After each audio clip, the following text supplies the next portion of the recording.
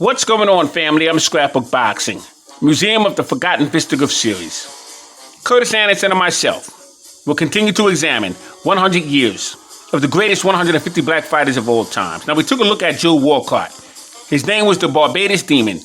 He was born March 13th, 1873 in the Barbados, British West Indies.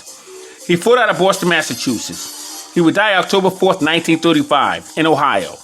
And he would unfortunately suffer a car crash accident that would lead to his death. He was a phenomenal fighter, was the Barbados Deamon.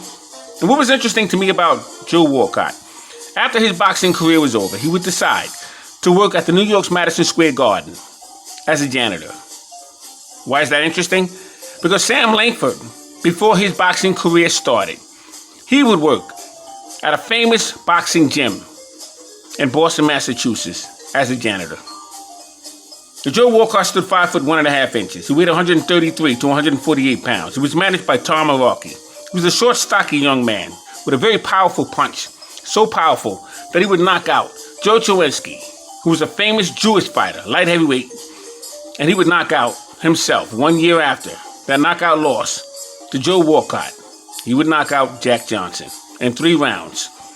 Joe Chowinski would be in the ring many times with Gentleman Jim Corbett. Joe Chowinski was a master fighter.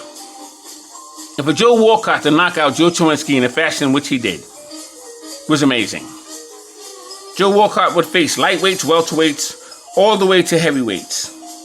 And he would fight fighters such as Andy Watson, Bob Stonewall Allen, Shane Baldwin, Patti Smith, Dick O'Brien, Billy Green, Mysterious Billy Smith 5 times, George Kid Lavin, Scott Bright Eyes Collins, fought him twice, Bobby Dobbs twice, Tommy West twice. Matter of fact, he fought Tommy West 4 times, George Gardner, Young Peter Jackson 3 times, James Fern, as well as Joe Chowinski and George Cole, Philadelphia Jack O'Brien. What a list of fighters he was in the ring with. One of the most controversial fights in welterweight history was when he took on Dixie Kid.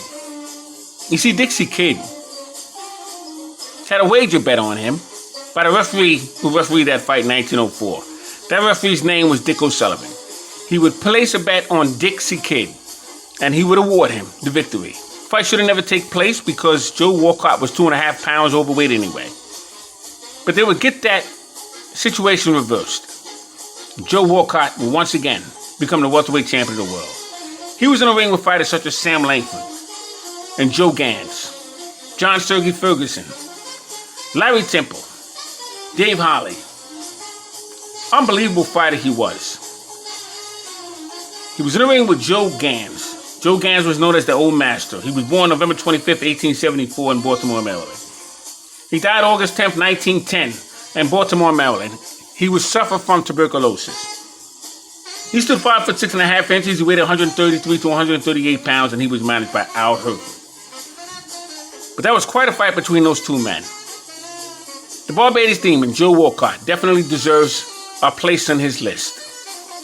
And he will be placed on a list of 100 years of 150 greatest black fighters of all times. Thanks for watching. Scrapbook Boxing, Curtis Anderson, as we place these great fighters on a list of 150, 100 years in boxing history.